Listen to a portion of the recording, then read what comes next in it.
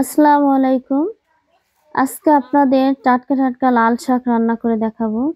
আর লাল শাকটা কিন্তু রান্না করা খুবই সহজ।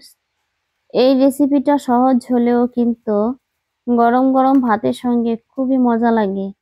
লাল শাকটা তো আমার রান্না করার আগেই দেখলে অনেক বেশি ভালো লাগে, কারণ এর যে কালারটা থাকে না, অনেক সুন্দর একটা কালার থাকে, যা ভাতের সঙ্গে যখন মাখানো হয় তখন কিন্তু ভাতটা দেখতে অনেক সুন্দর একটি লালচে কালার হয়ে আসে।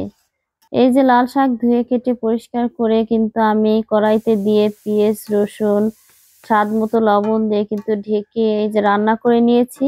এরপরে কিন্তু শাকটাকে আমি ঘুটে নিয়েছি সুন্দরভাবে, কারণ শাক হচ্ছে কি, একটু মিক্সড না হইলে, নরম না হইলে, খসখসা থাকলে ওই শাকটা কিন্তু খেতে ভালো লাগে না।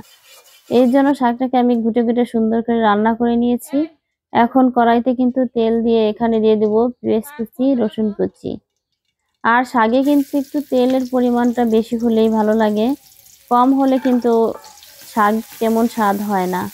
এটাকে আমি এখন সুন্দরভাবে ব্রাউন কালার করে কিন্তু ভেজে নেব। আমার ভাজা হয়ে গেলে কিন্তু এখানে আমি শাক ঢেলে দেব। রান্না করা শাক ঢেলে দিয়ে এই শাকটাকে এই ওড়নটা দিয়ে কিন্তু সুন্দরভাবে ঘুটে আবারও রান্না করে নেব। আর এই যে আমি যে ওড়নটা বলছি, এটা কিন্তু আসলে গ্রামের মারা কিন্তু বিশেষ করে ব্যবহার করে।